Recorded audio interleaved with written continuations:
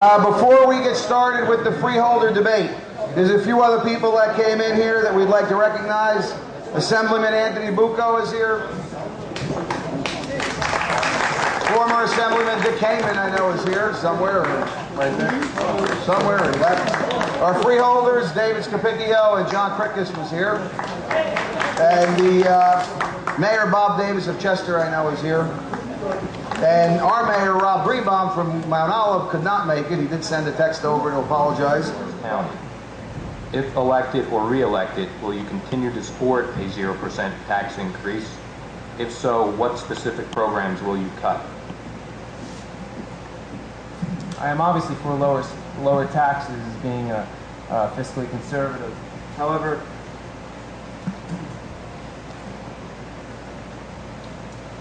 taxes since Tom Mastrangelo has been in office have gone up by $8 million in total.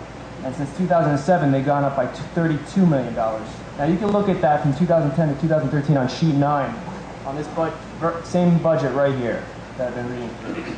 I'd also like to say that in the past 6 years, we've been taxed $1.2 billion as a county as a whole.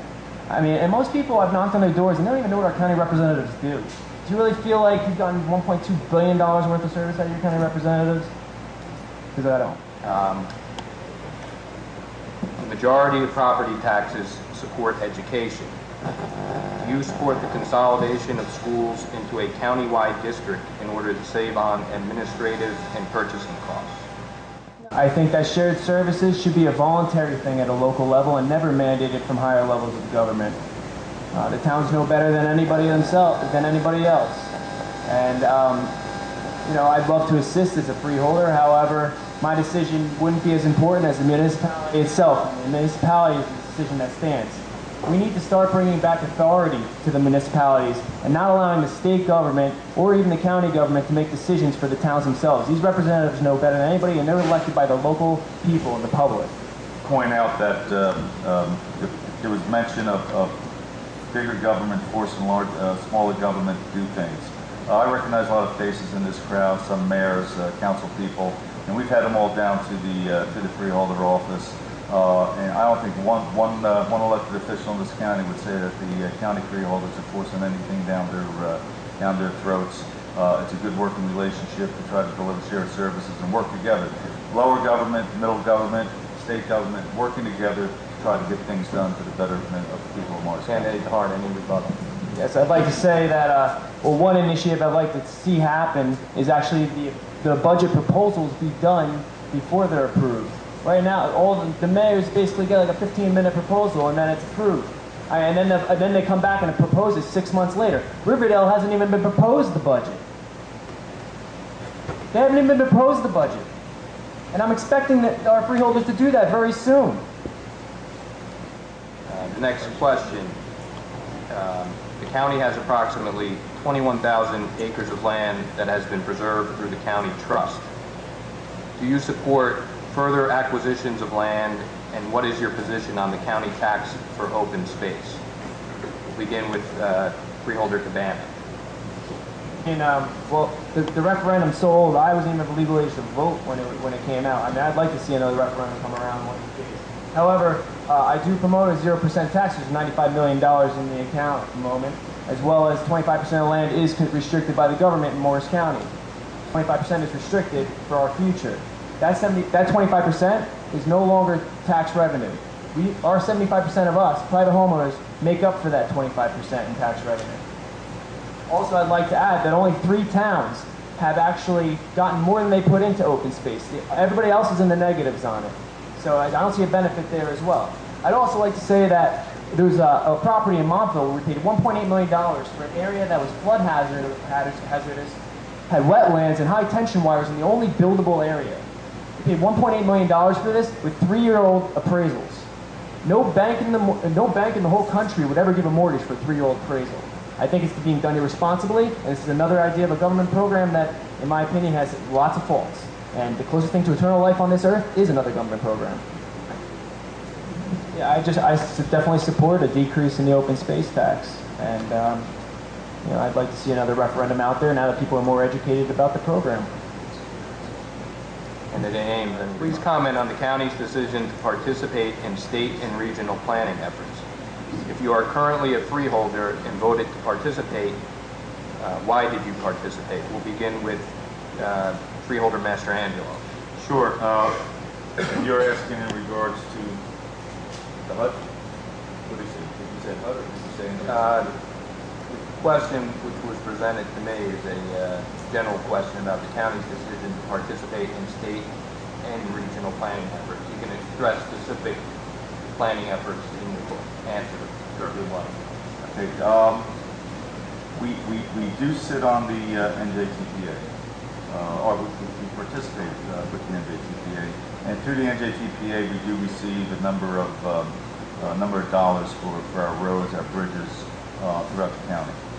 In regards to regional planning, there was a memorandum of understanding that we did sign, and this is based on a consortium that was organized about well over a year ago.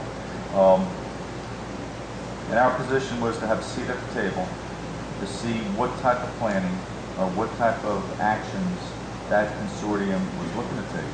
And our position was to have a seat at the table, see what the other team was doing, look at their playbook. We've been accused of taking HUD money from that group and taking an entry fee. We haven't taken any HUD money. We haven't taken any entry fee.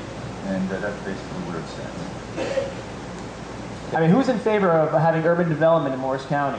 Raise your hand, please. Nobody? You guys aren't? Okay.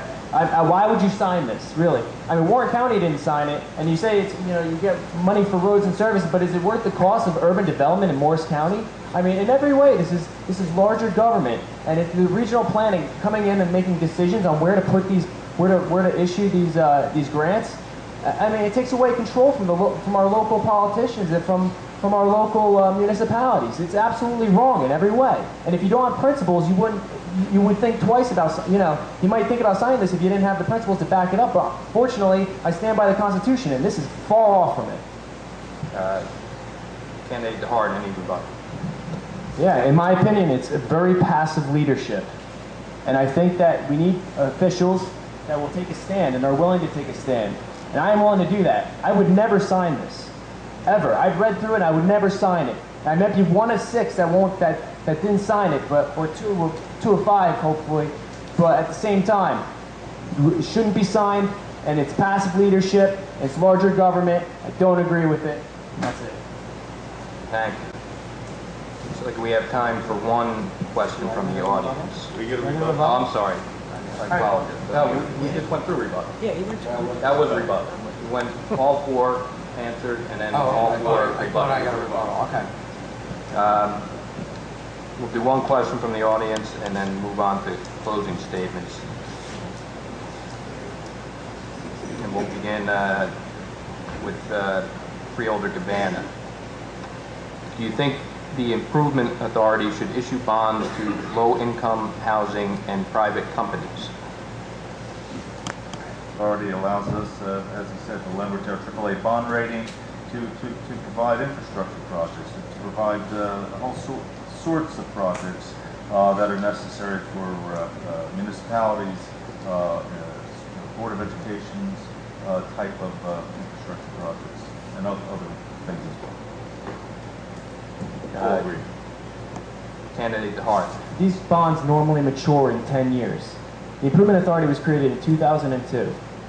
Now, since it was created, the issuing of these bonds have now been going to local municipalities as well as private companies and low-income housing. They're using our money, our tax dollars, are going towards these types of things. Solar panels, low-income housing projects.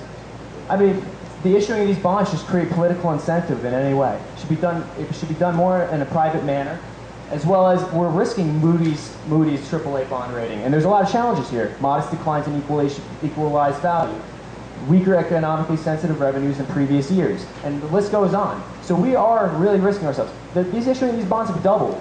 Our taxes are going to go up in 10 years when these bonds are matured, and we have interest to pay on these bonds. Our taxes will go up significantly, and it's your children and your grandchildren you need to be watching out for. And this is, we don't need larger government coming in telling us where to spend our money. Thank you. Candidate Ames. We'll move on to closing statements. We'll go in reverse order. Ladies and gentlemen, I started my introduction that I stood before you 2.5 years ago, and 3 years ago, I can say that, and been in office for 2.5 years, and made promises to reduce taxes, reduce spending, create transparency. You heard tonight, we accomplished that. We reduced the budget, we reduced borrowing by $7.7 million, we reduced spending by $2.3 million. It's the first 0% in 15 years. We've aggressively cut the open space, keeping in mind all the programs and the needs of those open space programs. So we believe we are approaching government intelligently, systematically, methodically, and you could come in and say cut, and we are, but if you cut a little too much, you may not have some services. Actually, in this budget, we wound up delivering this 1.7% reduction.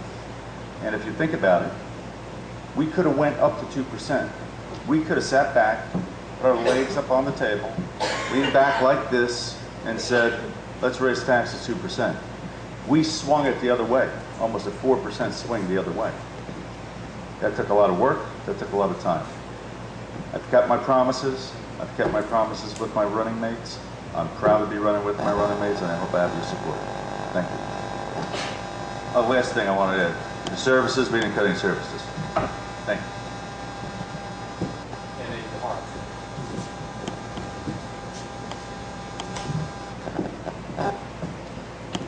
I don't believe you can borrow your way into prosperity. It is not economically feasible. Another thing I'd like to say is, in the Star-Ledger in 2010, Tom himself said that Doug Cabana was gaming in the pension system by having 7 part-time municipal prosecutor jobs along with his freeholder post and rewarding lobbyists as Morris representative to the New Jersey Association of Counties. I'm asking everyone here to please do the right thing and try to make a difference, and don't be so afraid of change sometimes. Okay? We need to seriously promote smaller government and stop what is going on in this country. We're $16 trillion in debt nationally, and we're over $250 million in debt in our county. We need to be more responsible. For engaging debate. I'll turn it back. All right, just a reminder, if everyone needs any lawn signs, there's signs here on the way out. I'd like to thank all the clubs again, and Jake and Mark for timekeeping, and the candidates. We wish all of them luck, and remember to vote on June 4th. Thank you for attending.